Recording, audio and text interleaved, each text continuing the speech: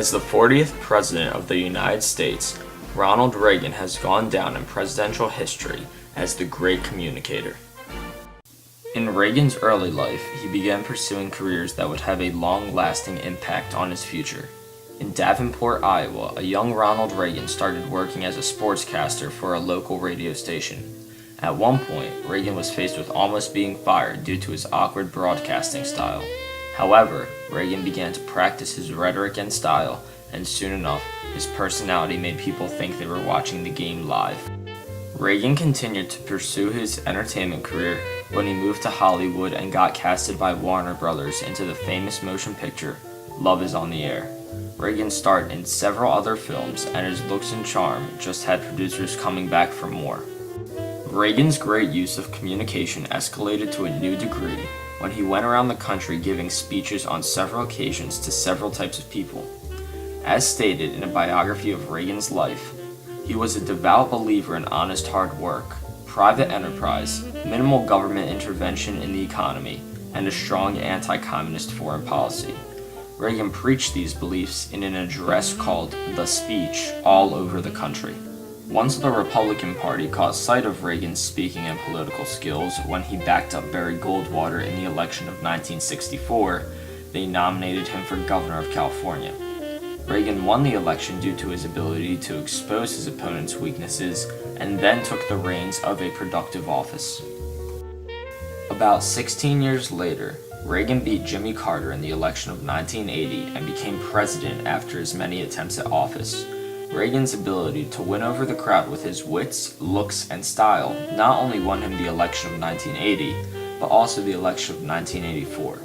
Let's take a look at a video where Reagan turns the tables on his opponent in a presidential debate. I recall yet that President Kennedy had to go for days on end with very little sleep during the Cuba Missile Crisis. Is there any doubt in your mind that you would be able to function in such circumstances? Not at all, Mr. Truitt, and I want you to know that also I will not make age an issue of this campaign. I am not going to exploit for political purposes my opponent's youth and inexperience.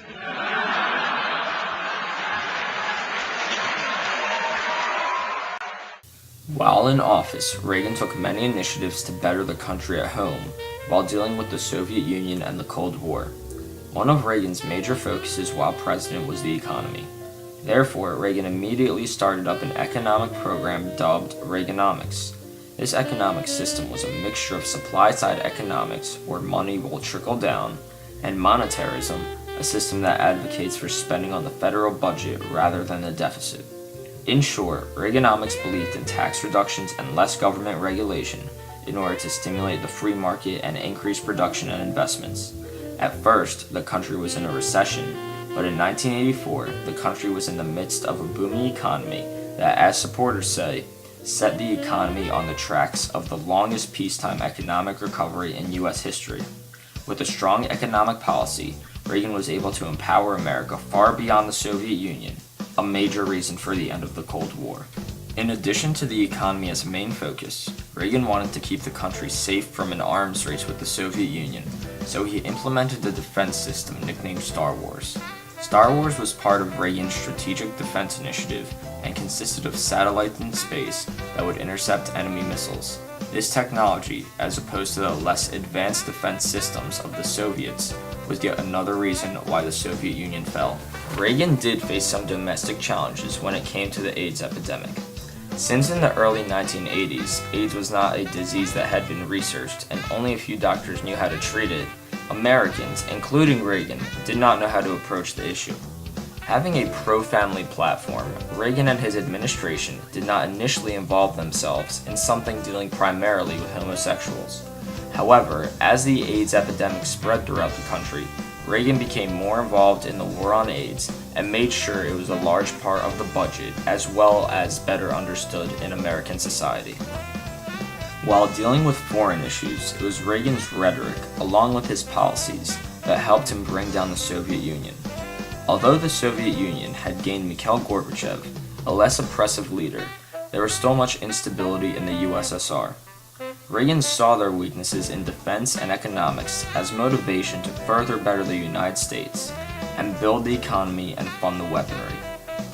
Robert English believes that Reagan's momentum is what helped him finally end the war.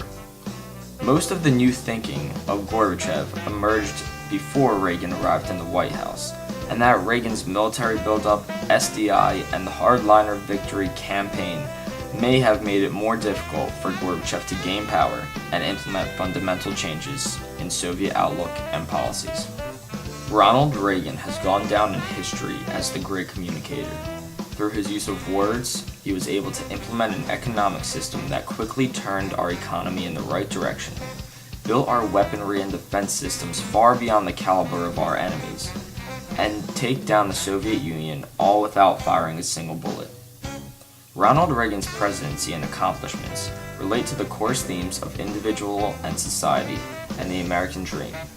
Reagan was an individual with an unprecedented set of skills that allowed him to change our country for the better. All of Reagan's reforms focused on the American dream, as he brought down the Soviet Union by exercising what it is to be an American and be superior to our enemies.